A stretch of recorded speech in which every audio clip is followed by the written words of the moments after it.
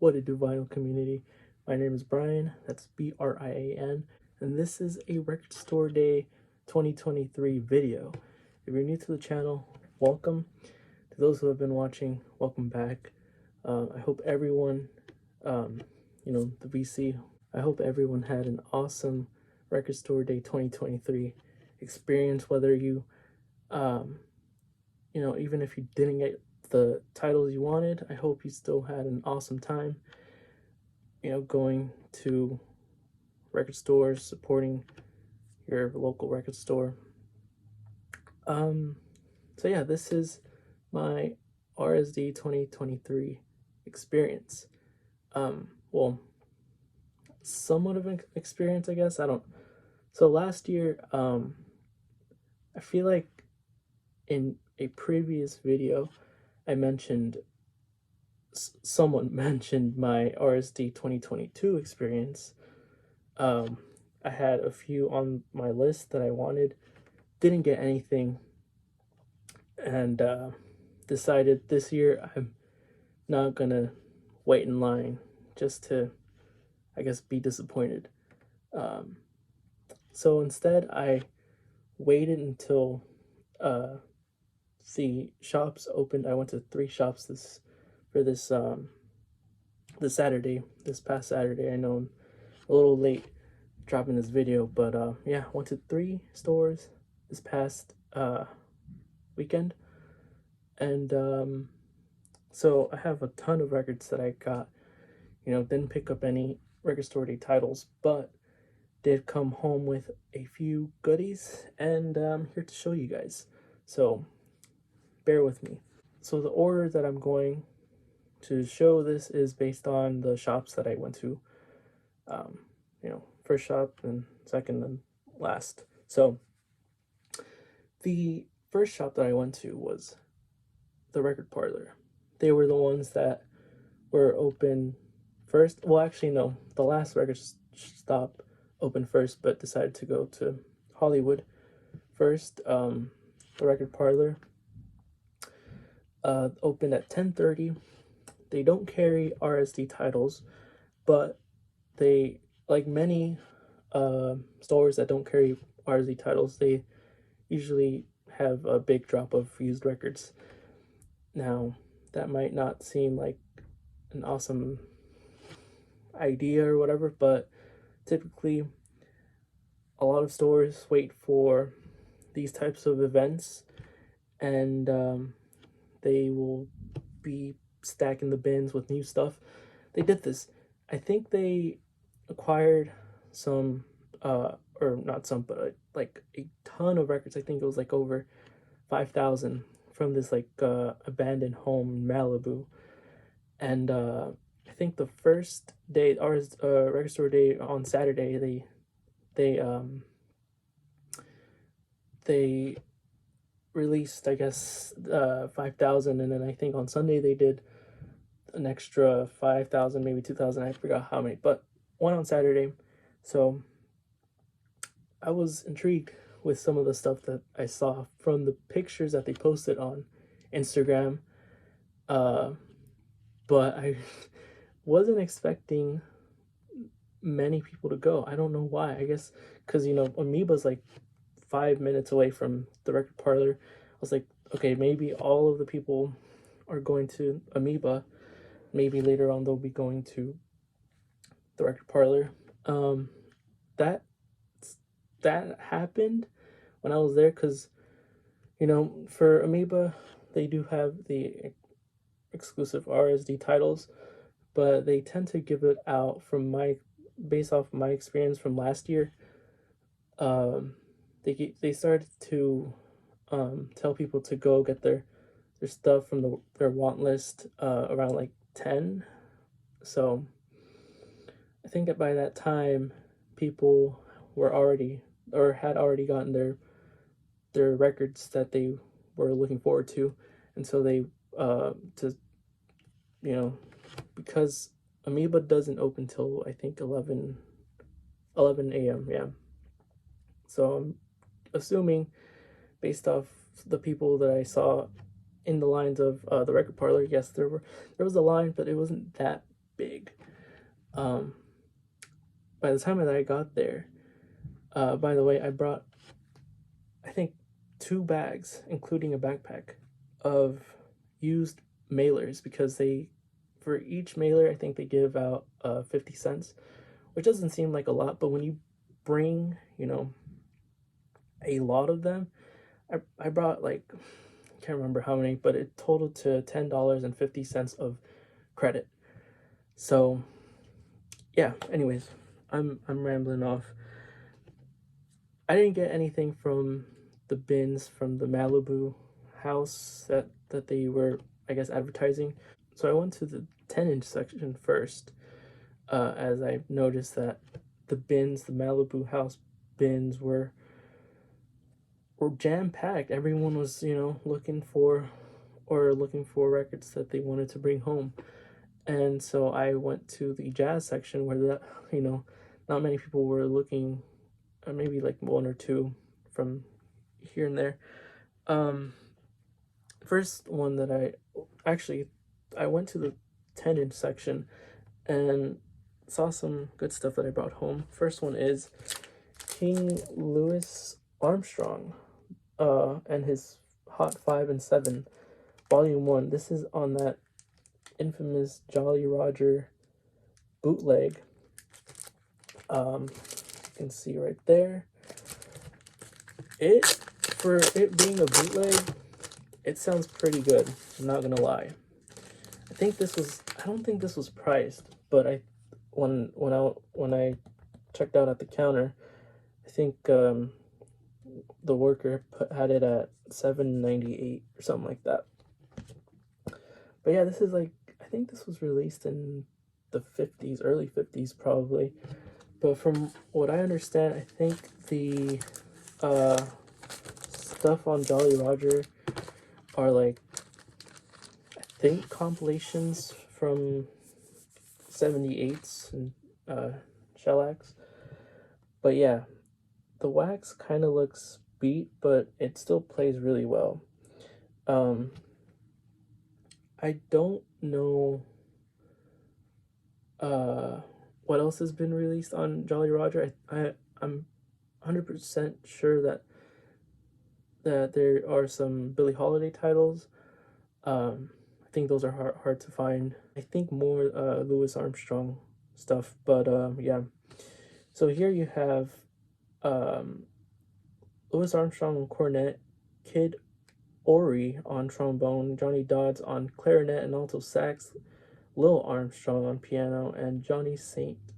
Cyr on banjo.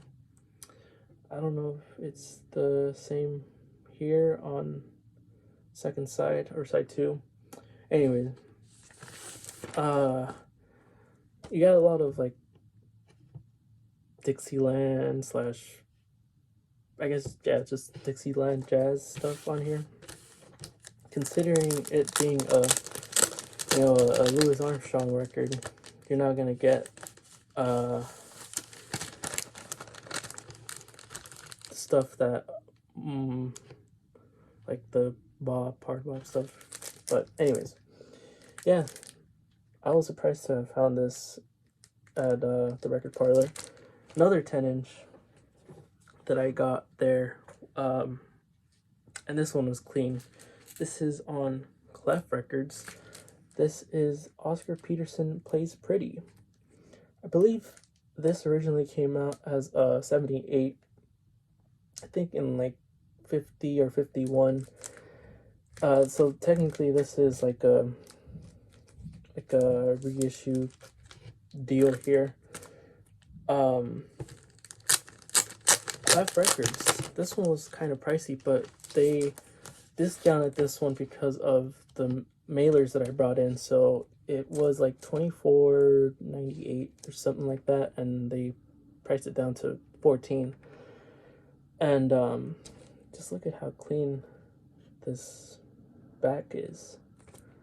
But yeah, Oscar Peterson, accompanied by Ray Brown on bass and Irving Ashby on guitar. There's a lot of awesome, beautiful standards. Oscar Peterson, man, this is early on too, but Clef Records, might as well show you all the wax here. Pretty clean. I think this is 53 reissue. I couldn't find the exact record because the closest one that I could find was I think it was like the 53 reissue, and it had like the Clef record sticker. This one obviously doesn't have it, but some of them, like the earlier ones, I think had Mercury. Anyways, yeah, awesome stuff. Oscar Peterson. Next up, this is one that I saw on their page a while back, and honestly, I thought someone was gonna get it. And a few months passed now, and it was still there. I was like, huh, either no one's paid attention or no one wants this, because it looks kind of rough, but I was surprised with how it played. So here it is. This is a Blue Note title. This is Donald Byrd Fuego. This is, I think, a Taiwanese pressing. This reminds me of the Dave Brubeck record that I have. What is it? The Time Out record. But this one I actually found at the record parlor. Dave Brubeck record I found at Amoeba. But yeah, this is I'm assuming a bootleg, because based off Discogs.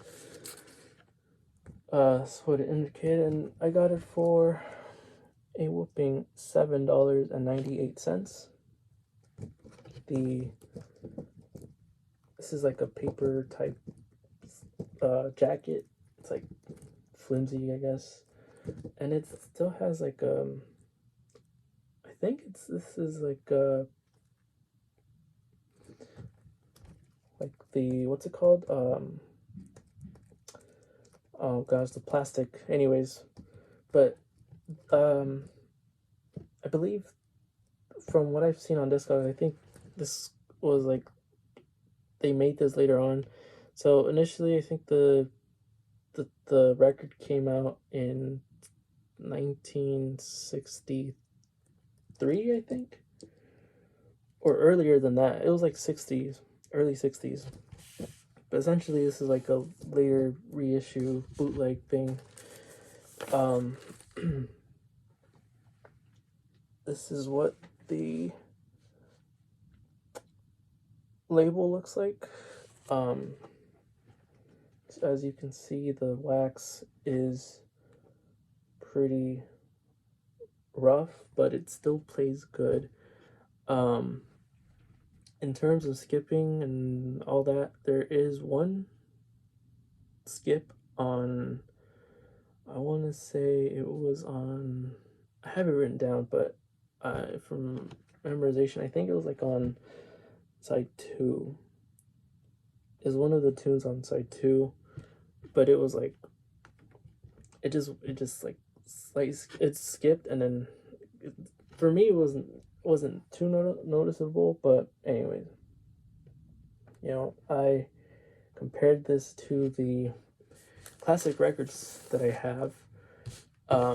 By the way, the lineup here is Donald Byrd on trumpet, Jackie McLean on alto sax, Duke Pearson on piano, Doug Watkins on bass, and Lex Humphreys on drums. Yeah. Again, I compared this to the classic records that I have, although that one is mono. This one states that it's stereo. This is a surprise, because I like this one. I liked how this one sounds compared to the classic records. Also, I want to show y'all on the Dead Wax. It has the RVG stereo. I don't think it's gonna show here. It's not gonna show. But here on the Dead Wax, it says RVG stereo, and I was, I don't know. I thought it was funny because I'm 100% sure this is a bootleg, and I think nowadays you see people on eBay posting like or listing like Blue Note titles that aren't original, but they claim that they're original, and they like trick people into saying that it's an original because they etch like or I don't know, they etch or they edit in like RVG and I think the ear as well, or the Plastilite P. But anyways, Donald Bird Fuego. This was an awesome find.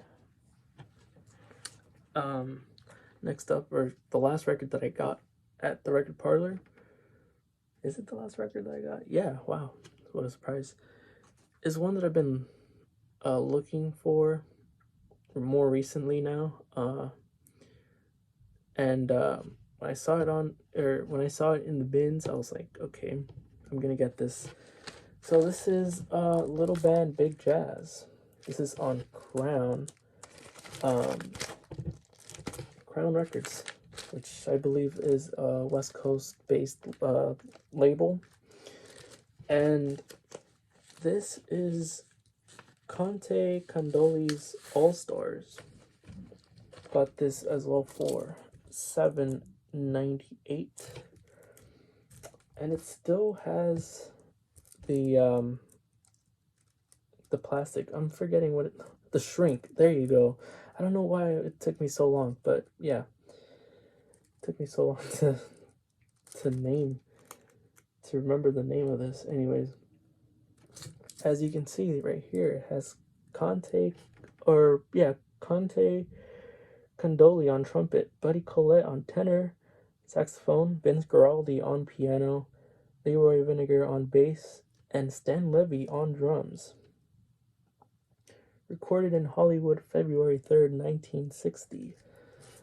This is a smoking session. All the tunes on here were done by Candoli, the session leader of this title. But then there's also two Candoli Guaraldi written tunes on here towards the end of side 2. Yeah, I saw this and I didn't hesitate to get it because I knew I wasn't going to pick up any of the titles that I saw on what's it called, from the Malibu Abandoned House records. But yeah, this is awesome. If you see this, you should pick it up or stream it too, because I love this. I guess the main record that I saw at the record parlor from this from the big drop was a Nina Simone title. I think it's called Nina Simone Sings the Blues. I saw someone, they already had it. I'm pretty sure they got it because they were holding on to it. But yeah, we'll make sure to go there a little bit earlier because I did get there like right before it opened. So anyways, the next records are after the record parlor. I went my way to Amoeba. They were already opened. I think I got there like at 12. And went straight to the jazz section. I knew I had to bring this home. This musician recently passed.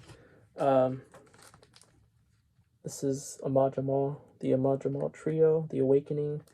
This is the Verve by Request reissue. Recently came out. Very unfortunate that, of his passing, but he's a jazz legend, and did put out amazing records, and lived a long life too. But yeah, rest in peace, Ahmad Jamal. In terms of this reissue, This is on that Impulse. That Impulse, I believe the original one came out in 1970. I do have a early reissue, or early pressing rather. I think it's like a 71 pressing. Didn't take it out, not going to, but I did recently post this on my Instagram, which I'll leave a link in the description. And yeah, I think you guys should pick this up because the original early copies are just harder to find nowadays. And they're cheap. Well, they're the same price of like classic series. Yeah, so The Awakening, awesome stuff. Love it. Love that album. Truly. Next up, let's see. Next up, I want to do this one. So this next one, this was a blind buy for me. I saw that it was on Prestige. Typically when at Amoeba, when it's like a reissue, they'll state that it's a reissue. This one, they said that the only, like, I guess description that they said for this one was that it had light wear. So I assumed that it was, you know, I knew it was going to be like an early copy. But and based off the price, this was $29.99. So I was like, okay, maybe this is going to be like at least a second pressing or maybe a first pressing. But honestly, I was looking through, I was like, I'm still gonna get it. This is on Prestige. This is it. This is Backcountry Suite by Mose Allison. This is on that blue Prestige label.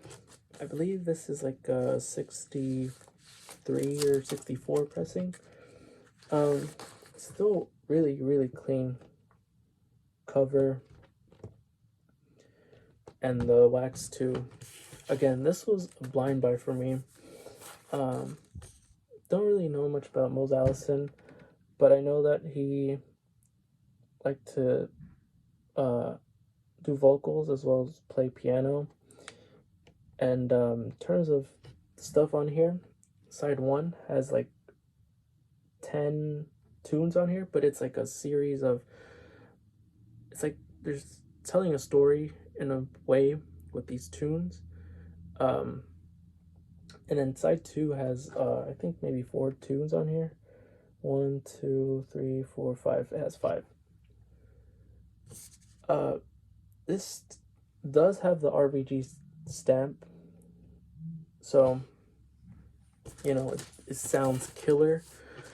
In terms of the personnel, this is trio format, so you have Mose Allison on piano, Taylor Lafargue on bass, and Frank Isola on drums.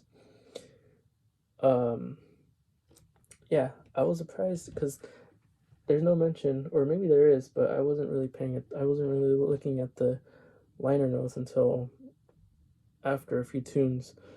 So I was surprised that I heard Mose Allison's vocals on here. I think he sung on like track 4 of side 1 and another tune on side 2, but I forgot which one.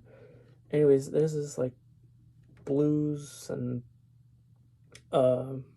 it does have, you know, that jazz element, because why would it be on Prestige, you know, if it's not jazz? But it's very nice. I really enjoyed this one.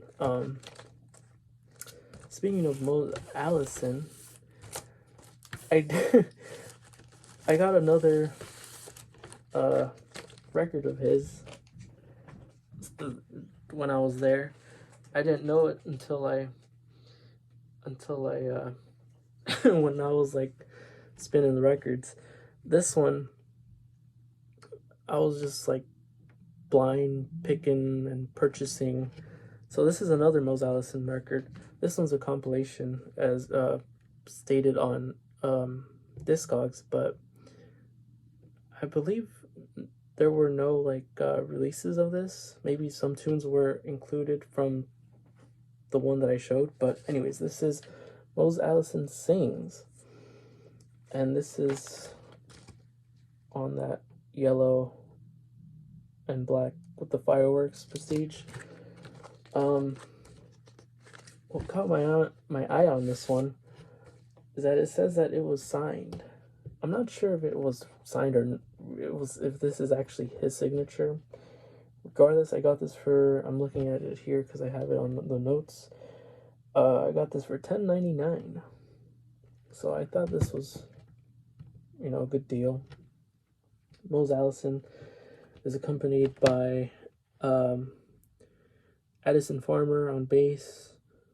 Again, Taylor Lafargue on bass, Frank Isola on drums, Ronnie Free on drums, and Nick Stabulas on drums as well. What can I say about this record? So Mose Allison sort of reminds me of like Chet Baker, but he does more like this blues,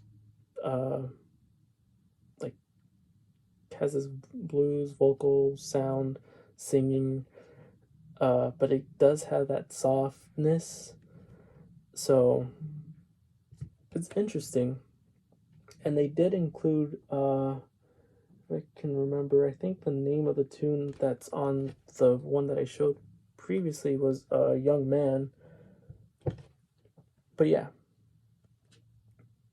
this is an interesting one for me because I didn't think Prestige would have, or at least 50s, 60s Prestige would have like records that include vocals. I'm trying to think if there's more, but honestly, with the records that I'm about to show y'all, I'm trying to stick with what I remember. So yeah, the wax looks all right. It sounds great. So yeah, Mose Allison. Not sure if he did other things on Prestige, but yeah. If you like vocals, you should have this in the collection. So next up is another Prestige title. I might as well start doing the Prestige stuff. This one has been on my want list for a while now. I believe the musician is still around, still with us, and this is, I think, his second Prestige title. So here it is. This is Charles McPherson Con Alma. Have the stereo, and this is on that blue label. Super clean cover, and the musicians on here are magnificent. You have Charles McPherson on alto sax, Clifford Jordan on tenor sax, Barry Harris on piano, George Tucker on bass, and Alan Dawson on drums. Man, I love this record. I'm not too familiar with his first record on Prestige, but this one I have streamed it more. I've only spun this once when I got it, but look at how clean this record is. I think this was released in 65 or 66. It has the Van Gelder stamp, and man, let me tell y'all, the musicians here do some killer renditions. of like standards. So you have I believe Aeronauts, the first tune on this record, it is a Monk tune, and then you have In a Sentimental Mood, which is a Duke Ellington tune. Chasing the Bird, man. And then Con Alma, trying to see. Oh, that's a Dizzy Gillespie tune. Dexter Rides Again. Oh my god. Pick this up if you guys see this, because it is one I think the people should own. And again, I believe he is still around. He's still with us. So, Con Alma. I'm not sure if this has already gotten a reissue, but hopefully they do reissue this. Maybe OJC can touch on this. But yeah, this is awesome stuff. Next one, let's see, which one do I want to show next? Might as well show y'all this Blue Note title. Been getting more like or been have been having my eye more on Jimmy Smith. So when I saw this, I was like, I'm gonna get it. When I came back home and saw the prices for this, I was like, man, it's getting like harder or more difficult to find clean copies for a good price. Got this one for, let's see, let me look for it here. Jimmy Smith. I got this for $24.99. This is the Jimmy Smith, the incredible Jimmy Smith, back at the Chicken Shack. This, I believe, is an original mono.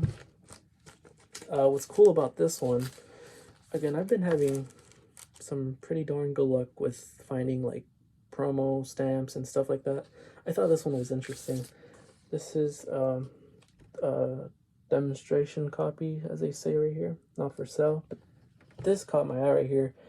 This is, it says right here, property of K Jazz, and they printed the date here, which says February 15th, 1963. I believe this title came out in 63, and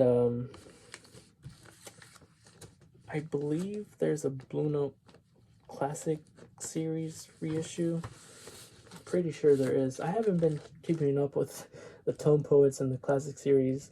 I've just been trying to find, you know, these awesome used copies. And so far, I've been enjoying finding, you know, these things. The wax, pretty clean, not too shabby. The lineup here is Jimmy Smith on organ, Stanley Turrentine on tenor sax, Kenny Burrell on guitar, and Donald Bailey on drums. Awesome. You got like bop and soul, and well, especially with, you know, with like Stanley Turrentine, he does that type of like subgenre of jazz where he plays like, you know, soul. But yeah, this one, I'm not sure if I'm gonna pick up the Classic Series. Maybe I will somewhere like down the line. But that was a nice one.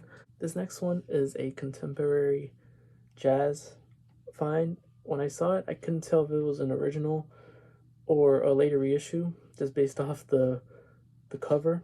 I got this next one for, let's see here, it was $25.99. I believe this is a first pressing mono, but here it is.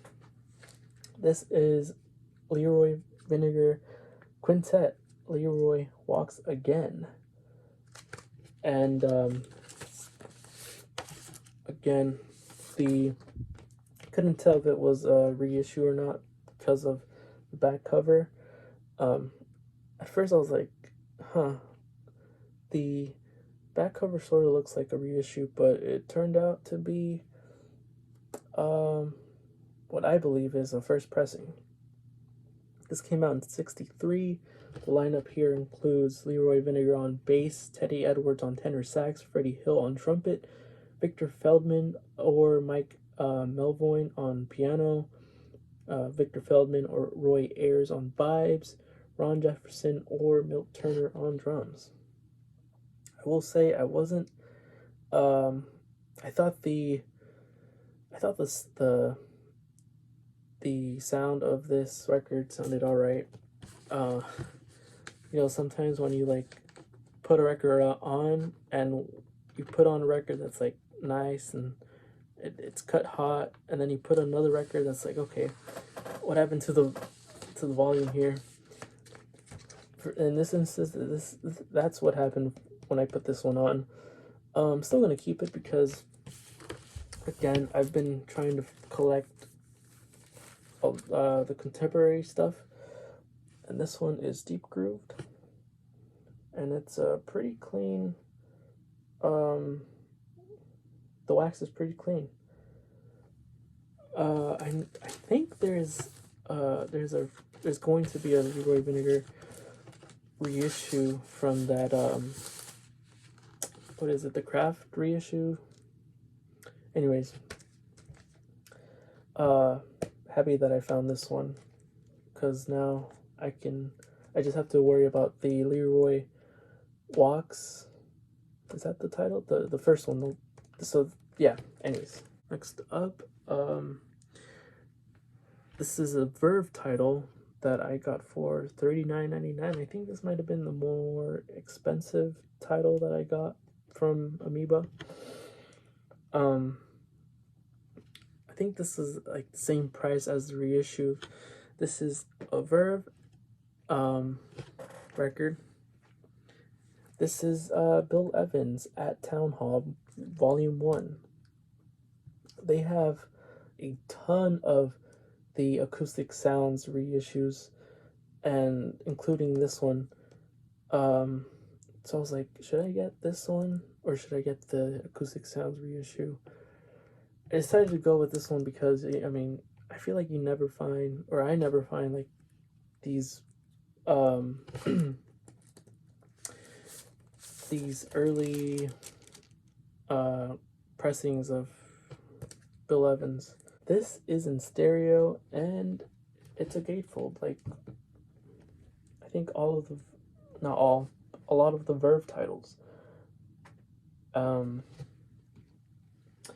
This has Bill Evans on piano, Chuck Israels on bass, and Arnold Wise on drums. This is a beautiful record, guys. I was very impressed with how this one sounded. Let me show you all the wax here. I was very familiar with side 1, like, the tunes on side 1. Side 2 was very beautiful because there's one tune, the first tune on side 2 is when the trio plays, and then after that it's just Bill Evans playing piano. He's not accompanied by anyone else, and he does like different parts in the tune. So it's called, I think the name of the, let's see, the name of the second tune on side 2 is called Solo, in memory of his father, Harry L. Is that L? Yeah. Harry L. Evans. And he does, like, I think, I want to say, let's see, 1, 2, 3, or maybe 1, 2, 3, 4, 5. I think he does like 5 parts. One of them includes Turn Out the Stars. Man, if you have not heard of this record, or if you know of it, but if you want to get it, I think you should get the Acoustic Sounds reissue. I'm pretty sure like early copies are I think they're out there on the secondary market, like Discogs and eBay, but yeah, it's always awesome to find these records in the wild. So yeah, awesome stuff. Next up, Amoeba. This record that I'm about to show y'all, they recently reissued. I think this was an exclusive reissue. It was a very low quantity. I think it was a quantity of 100, and it caught my eye. Not because they included the word rare, but because I was intrigued with the lineup. This is trio format. I'm gonna show y'all. This is, I found I believe this is an original. This is John Hicks Trio. This is I'll Give You Something to Remember Me By, and I got this for, hopefully y'all can see it right there, $9.99 or $9.99. Let me just take this out. I don't know why I'm there. Kaboom. So when I found an original, and they had like maybe 2 copies of the reissue. I think the reissue was like $30 or 30 plus. I knew I had to get this one because if you look at the secondary market, there aren't that many out there, and I think when they are out there, they are the seller are from like Europe, so you know you're gonna have to give in a little more than say like a seller from the US. But yeah, as you can see, it has some stickers on here. This one says made in Holland. The trio here is John Hicks that plays piano, Curtis Lundy on bass, and Idris Muhammad on drums. Whew. This is on that Lime Tree label. I've heard about this label for a while now, and I've streamed this multiple times, and I really loved it. And the sound on here is incredible. I tell you, they don't mess around in Europe with these like recordings. They sound top notch. I like side A, but side B is where it's at. Side B has a ton of standards. You have Sonny Rollins, Nigeria, but I think it's Ergen. And then you have Washington and Young's My Foolish Heart, Miles Davis, Blue and Green, and Walter Bishop, his Coral Keys tune. Whew, man. This, I gotta get more John Hicks. I believe John Hicks was more of like a session leader towards like later in his life. I think he started to put things out of his maybe in like the 70s, late 70s, maybe 80s. This was out in 88, I believe, just based off the description. This was recorded in 1987 at Studio 44. Man, if y'all don't know about this record, stream it. I'm pretty sure you can stream it. Yeah, because I streamed it too. So yeah, if just find a way to stream this, it is killer. Last but not least, from Amoeba, I've been admiring these Blue Note reissues more. I don't know, like early on I was like, I would just completely ignore these reissues because I was either looking for nice originals or these modern reissues that are coming out. These 70 reissues and 80s reissues are they're something. Found this Blue Note reissue from 75. This is the Cecil Taylor in Transition. So if you guys don't know, I can't remember if it's Cecil or Cecil. I must just say Cecil. So this album combines 2 previous records that he put out in the 50s. One in the Transition label. I believe the record was called Jazz Advance, and then he put one. Then there was another one a few years later on United Artists. I can't remember what the name of the United Artists title is called. Oh, okay, it's called Love or Sell. And as you guys know, or actually, I wasn't aware of the United Artists record until I found this one. But as you guys know, the Transition titles are very, very difficult to find in clean condition.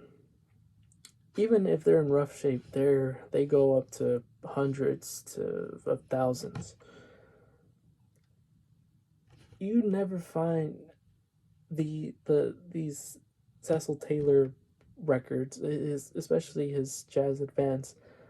That's one of the ones I hope that Blue Note put out as a Tone Poet reissue, because I believe they have the masters for the Transition master tapes. So, yeah, what do I have to say about this? First off, this is a gatefold, and I got this for, I believe this was, let's see, I have it listed here. So I got this for $14.99. So the lineups here, the Transition lineup, you have Cecil Taylor on piano, Steve Lacy on soprano saxophone, Bjorn Neidlinger on bass, and Dennis Charles on drums. And by the way, the Transition stuff, the Transition record is in mono. The United Artist is in stereo, and that has Cecil Taylor on piano, Ted Curson on trumpet, Bill Barron on tenor sax, Chris White on bass, and Rudy Collins on drums. So super clean. And based off the descriptions here, it says 2 of the finest and rarest albums by one of the most influential leaders of the new music. The fact that they said finest and rarest, and this is what, 75? So in 1975, you know, the Transition records and the United Artists were already like hard to find. That blew me away, honestly. Anyway, the wax here, there's 2 discs. So you have side 1, and then you have side 4. So side 1 and is again mono, and then side 2 is of the United Artists record. And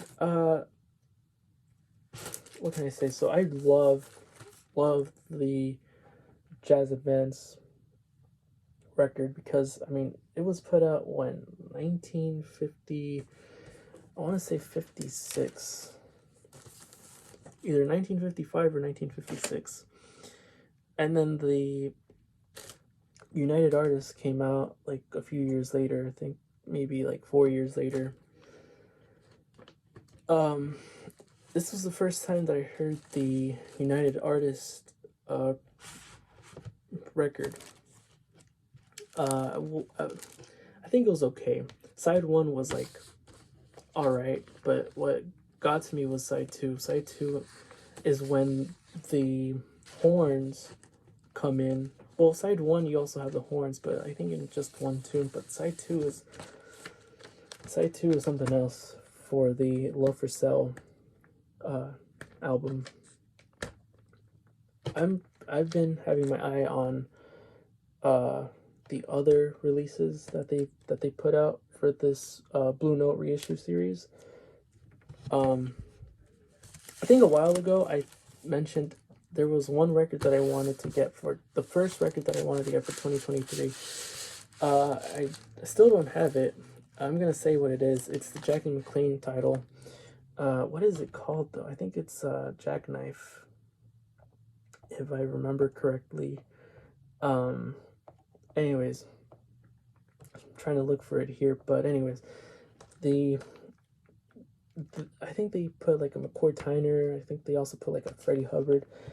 I saw a Freddie Hubbard the day of, but I left it because, you know, I on a budget. I'm also gonna show y'all some of the stuff that I left.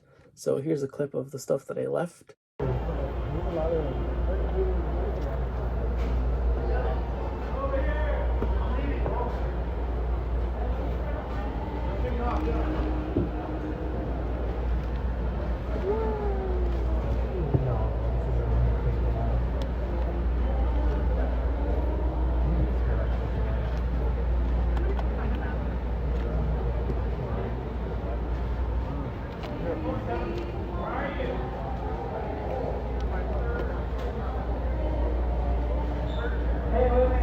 So yeah, you guys saw the clip. I left a good amount of records, but a lot of them were reissues. So I was like, you know, I'm gonna be able to find this again. No biggie. This is not a record, but this is something that I got at Amoeba as well, for the price of $4.99. This just caught my eye.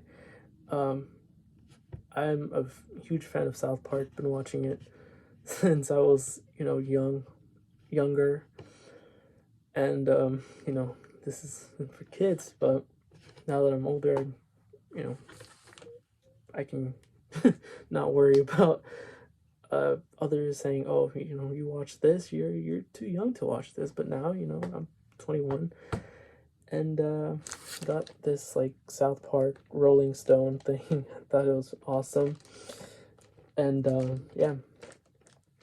So last but not least, I want to show you all the records that I got from the third record store, The Shop. I think in the last video I mentioned the record store, the new record store experience. Anyways, I went back for record store day, and they had this 20% off discount deal for RSD 2023, and I had my eyes on a few records on Discogs. They have Discogs, and they usually put down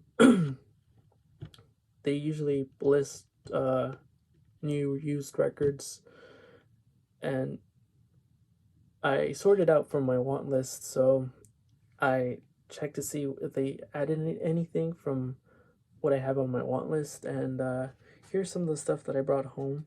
So this first one is the first one that I guess sort of caught my eye. Don't have any records of his until now. This is a nice soul record. This is Al Green, Gets Next to You. This is this was priced at $15, but because of the discount deal that they had, got this for cheaper. So yeah, I mean, man, Al Green, awesome stuff that he put out. This is on High Records, and it does have like a big scratch, but it doesn't affect play. Surprised there were no skips on this one. I was a little hesitant to bring this one home, but I was like, you know what? The discount is what, you know, made me bring this home. Next up, okay, so this is one of the reasons why I went. Well, this is a reason why I went. This jazz title, I was surprised that they had it. I was like, no way. At first, I thought they had two duplicates. In other words, I thought, so they had two. They listed they had two, but they only ended up having one. one of them was like rated, or not rated, graded, like G plus VG, and then another one was like VG. Um, I forgot how much this one cost. I have it here. Okay, so it was 45, but because of the 20% discount, you know, it was like cheaper. This is on specialty stereo. This is Dizzy Atmosphere. Yes, this is one that I'm happy to cross off my want list. There is a little crease on the jacket, but honestly, I don't mind it. Yeah, this features Al Gray on trombone, Billy Mitchell on tenor sax, Lee Morgan on trumpet, Charlie Persett on drums, Paul West on bass, Billy Root on baritone, sax, and Wynton Kelly on piano. I don't know why my video cut off, but anyways, I believe I just mentioned the lineup, and I'm gonna have to repeat everything else that I said. The I didn't really look for, like, I didn't really care which one I got first, or not first, but like I didn't care which one I had, whether the mono or the stereo. I believe this was recorded stereophonically. Yeah, so it says here, specialty albums are originally recorded stereophonically on 2 or 3 tracks. And yeah, I got this again for $45. Well, not 45. It was priced at 45, but because of the discount, I got it for less. The wax does look a bit rough. It has seen better days. But it plays throughout. Like, it, I don't know why it keeps cutting out, but anyways, very happy to have this. Whatever I said, I'm just gonna keep it in the video. So, I'm glad that this is happening now, like towards the end of the video, because I just need to show one more record. The last record that I got from this shop was one that caught my interest, but was hesitant to get it because it was graded G. And it was priced, I mean, it was priced at 33, so I was a little hesitant to get it. Anyways, I couldn't find it in the bins. I couldn't find the 2 jazz records in the bins, so I had to ask. Thankfully, the owner was there. I mean, I could have asked the other people working too, because they're great people. But you know, I mean, I'm chill with the workers now too, as well as the owner. He was looking for them, and eventually found them. As he was looking for this one, I was asking him, you know, like the grading, and he was like, "Oh yeah, because this record has like some spray paint on it." And I was like, "Oh, I mean, as long as the record's fine, I guess. I don't really, doesn't really matter for me about the jacket." And when he showed me, when he found the record and gave it to me, I was like, "Oh man, he wasn't kidding," because it was like spray painted, but it's not too bad, I guess. I know some people would leave it, pass on it because of the condition. I gave it a shot because of what happened uh, when I checked out, when I was purchasing them at checkout. So here's the record that I found. This is the Dave Bailey Sextet, Getting Into Something, and as you can see, there's like spray paint, and I believe Dave Bailey is pictured here. I don't know what happened here, but yeah, I mean, this is on Epic, and again, Sextet. So you have Dave Bailey on drums, Clark Terry on trumpet, Curtis Fuller on trombone, Charlie Rose on tenor sax, Horace Parlan on piano, and Peck Morrison on bass. This is a I believe this is a studio recording, but someone, I don't know if it was like Dave Bailey or one of the producers, I don't know, someone invited uh some people to watch and listen while they were recording, and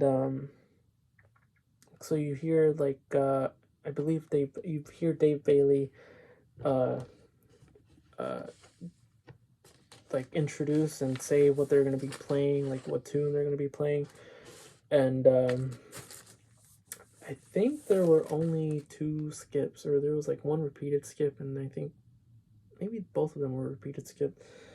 This record has seen better days, but get this, I did not pay $33 for this. Shout outs to Paul, I believe his name is Paul, the guy checking out or putting down the prices, totaling prices, I guess.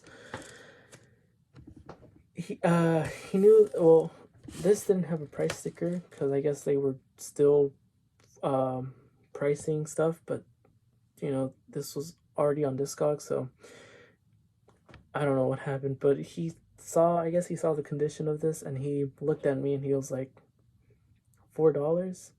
And I was like, in my head, I was like, hell yeah. And I was like, yes, please. So I essentially got this for $4. Again, shout outs to Paul. I believe that's his name. Man.